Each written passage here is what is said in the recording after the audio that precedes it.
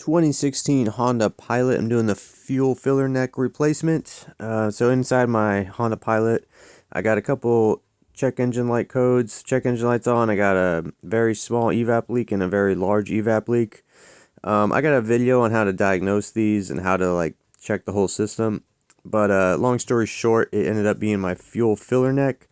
This part right here, which they call the misfuel preventer or inhibitor or whatever, it was leaking at the top and it was smoking. So I'm going to replace the whole fuel filler neck. Comes with that on top. So I'm going to remove the wheel, and then this fender well needs to come out.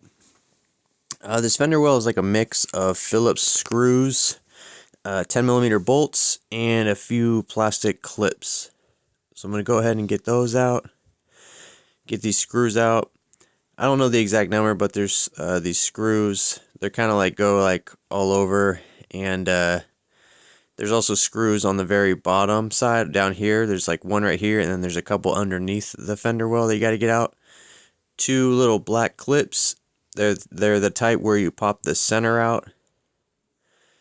We're gonna pop the center of them out, and then try not to break them. If you do break them though, don't be too hard on yourself, because at this age they start to break whenever you even breathe on them. And then we have some 10mm bolts we got to get out. There's some up here too, so they're all over. So get all the bolts and stuff out. I'm gonna go ahead and do that, and it takes a minute. Probably taking the fender well out is it takes the most time of the whole job is just getting the fender well out, because there's quite a bit of screws and bolts. Anyways, so let's go over here, and we're gonna I don't want to disconnect the gas yet, because I don't want fuel vapors floating around when I'm taking the 10mm bolts off in case they spark. So I'm gonna kind of remove the bolts first, and then I'm gonna take the fuel lines off.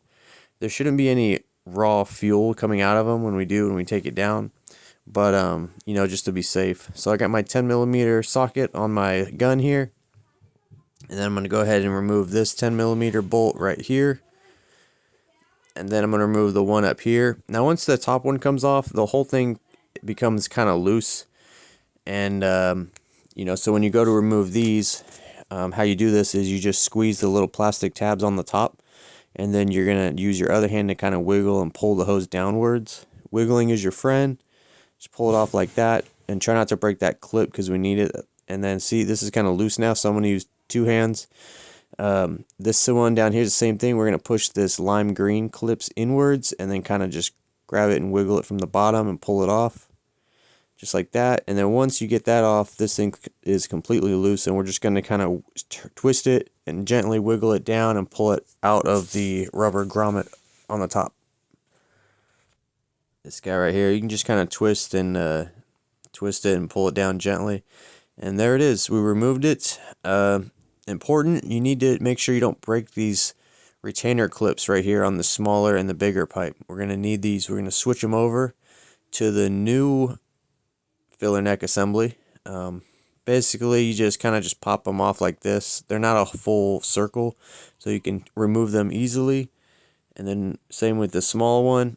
And then there's, as you'll see when you're looking at your new part, there's a little lip. I'm gonna go ahead and remove this protector sleeve off. There's a lip on the end of each pipe, and the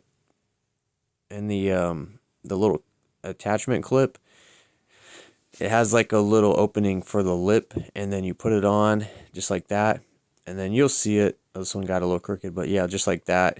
And then so the lip of the pipe goes in, also seal it. But yeah, so we're good to go. Let's put it back in.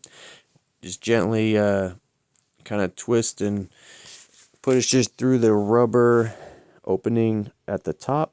And then once that's in, I'm just going to go ahead and connect these pipes, the clips top. And then once that's in, I'm just going to go ahead and connect these pipes. The clips kind of like to come out of place, so make sure they're in place. And then I very carefully hand tightened the 10mm bolts in to kind of hold this still, so I could put this pipe on and make sure that it connects and seals. You're going to push this on, and then make sure that the tabs are on the sides they need to be on. And then you should hear an audible click, and then it should just feel pretty good when it goes on. You'll know if it's if the clip is crooked or it's not going on, then something's wrong. and you got to stop and be patient and figure out what's going on. But this one here too, I'm just going to go ahead and gently just push this up, and same thing, like not as loud, but it should be like an audible little click, and then you know you're good. After our fuel lines are connected and tight, we're going to go ahead and get these 10mm bolts tightened down. And once these are tightened down and up top looks normal and good, you got that plastic or the rubber grommet, the one up here I'm talking about. We want to make sure this is pulled over correctly. So this has a little lip on it too, this giant rubber grommet. And you want to push it through and get it over the edges of the inside of the metal part. And then here's that sticker they gave me. I mean, you don't have to put this on, but I just put it on because, you know, why not, whatever. It just says like warning, this is a capless system or something like that. But alright guys, that's how you get it installed. And then I smoke tested it, and then no more smoke was coming out. So I was good. I made sure, like, I smoked it and made sure no leaks were down here either. Everything went pretty well. And then after that, it's pretty much just all back together. You put the, hopefully you didn't break your clips or lose your bolts and screws. Just take your time with that. You can become impatient when doing that part because it's kind of annoying and tedious, but you got to put that in the correct way and good. And then put your wheel back on and put the lug nuts back on, tighten them to torque. I performed an EVAP bay test with my scanner, and it all came out good. It passed, so this job is done.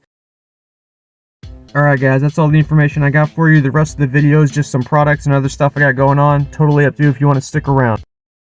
I got a 15% off promo code for AUXITO.com. They got a handful of products, but what they're mostly known for is their really good aftermarket LED headlights. They've been out a few years now, and at first the lights they had were 200% brighter than regular headlight bulbs. Now they've upgraded the tech this year, and now it's 600% brighter. So if you're in the boonies, the suburbs, the city, I highly recommend you upgrade your bulbs. Nothing wrong with having an old car, but you should get with the times and have bright headlights like everyone else. These bulbs are available on Amazon. However, if you go to the AUXITO website, that's where I could give you a promo code for 15% off. All you got to do is go to the website, type in your year, make, and model. There's basically products for every car out there, and what kind of light you want. They have all kinds of different lights for interior, exterior, headlights, and then you just browse to what you need and you get it. And then at checkout, you're going to type in GearmoAuto and then hit apply in the coupon code spot, and it'll take 15% off.